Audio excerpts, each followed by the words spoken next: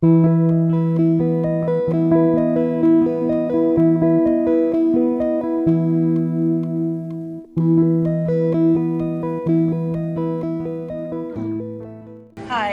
well, I'm Camille Lopez-Molina. I've been singing for a lot of years, Yeah. and I've regularly performed with the PPO since the beginning of my singing career. Career, As a yes. classical music, classical singer, and aside from that, after I started teaching in 2006, eventually I formed a group, which is Viva Voce, which has evolved into Viva Voce. They're a group of classical singers, and we perform together. And Mrs. Neddy Tantoco was uh, shall we say, a very faithful patron of our group. Whenever we needed, she was always there, and she was very helpful and very nurturing of young artists. And so opportunities like that give you a chance to work with people, and so they see us, they know us, and we know them. And so when they have opportunities na, hey, would you like to join this concert? It's easy for you to Yes, just join. jump in and sure, of course we're part of that. That make us part of it, yeah. It really, we're very grateful for those opportunities, because as classical singers, as you may know, opportunities are not that easy to come by. It's very rare in this country. Thank you. Thank Yes, you. we know that. And so- But so- for this one, ma'am, I just want to ask, how was the approach? Yes. Because at the onset ba, you're Yes. already part of Well, you know what? Sir Jojo Velasco and Sir Alex have known me for a long time. So I guess when they hear an opera aria then they would automatically, ilan lang naman kami, I guess na, and also this aria that I'm singing for November 22 is for a more mature voice. So it's not for a young singer. So lucky Yeah. me. Okay? And because we have so many talented young singers, but this aria is for someone of my voice and my age. So I guess they automatically asked me na, Yes. decided na let's ask Camille na to sing this aria, and it is in my repertoire. no questions asked. Automatically. No doubts there. Yeah, they're just Okay. like, hey, would you like to sing? I know we're doing this concert on November 22. It's movies, music and magic, and one of the numbers that we want to do to present is from Philadelphia, which is La Mama Morta. Count me in. Yeah, and there's never when they call, I go, I jump. You mentioned earlier that you've been singing this kind of music, the classics. Okay, may kaba pa May ka ba? as an artist. Yes, pero hindi na siya katulad ng kaba nung bata ako.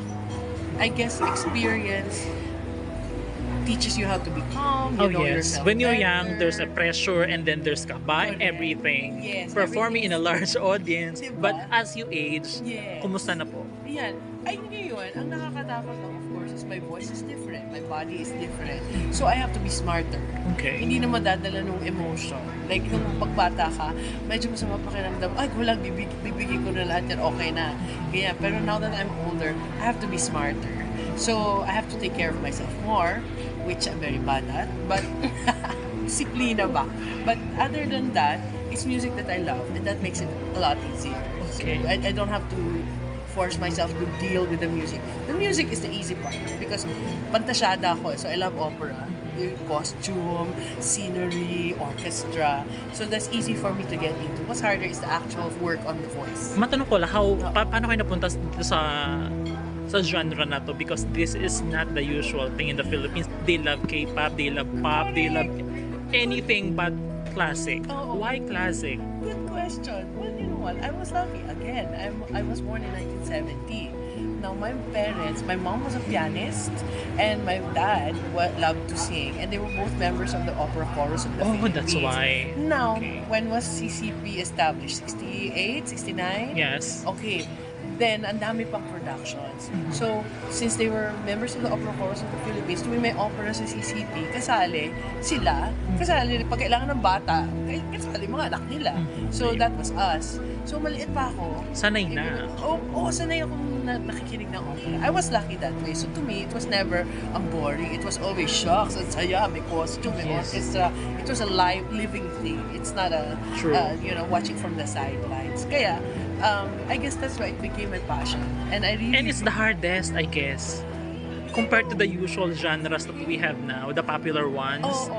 It's hard because it's not in our language. Oh yeah. Yeah, and it's That's not in one our thing. period, 'di ba? So medyo luma siya. Kailangan mo mag-research, kailangan may mga tradition that you have to observe.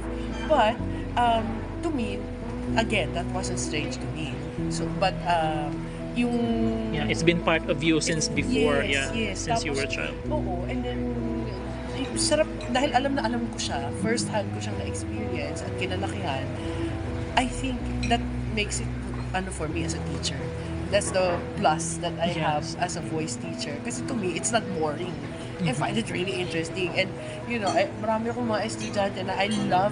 And you would switch along the way. Switch genres if you're... Yes, okay, that's the difference. In this day and age, voice technique has come along so far. And because of technology also, and communications, because there's the internet, you can research so much. There's a lot that you can pick up already. Yes. And so vocal technique has come a long way. So that means, dati kasi exclusive yan, opera singer ka, opera ka lang. Yes. Music theater ka, music theater ka lang. Pero ngayon, nag-evolve na yan, and people can actually do cross genres, and you're not called crossover artist. No, using opera, you're just a versatile singer. That's the word for it. Yeah, so if you're professional and you know your voice and you studied, then it is possible to cross boundaries and be an opera singer because I'm singing opera there, and then you just have to plan. Yes, but for the love, that's what I mean, that if you don't love this particular genre, you would switch genres along the way. But my question na lang po is, how excited are you for the November 22? November 22. I'm very excited because it's an occasion. And you know naman that opera is known to be events. Yeah? Yes, a big one. Yes, a big one. Ganyan. And not only that, I'll be performing with friends. Yeah, and young people who are upcoming and who are already established professionals now. So it's exciting. Yeah, it's always exciting when you want to live up to expectations. You want to put your best foot forward. You want to look good. So all of this in any theater production naman kasama yan. Yes. But visual and the company, the camaraderie, and all of that. So I am really, really excited. So that comes the magic part of it. That is part of the magic. Okay, thank you so much po. I really appreciate your time, and thank of course. You. I'd love to see you on November 22. Of course. Ano lang po, can you please invite our community to be there on the November 2022 so that they could see you perform as well as your friends? Yes, please come on November 22 at the Samsung Performing Arts Theater at Circuit Mall and watch movie, music, and magic together with the Philippine Philharmonic Orchestra and other performers and artists doing music from our favorite films, and let the music and the magic enchant you for life.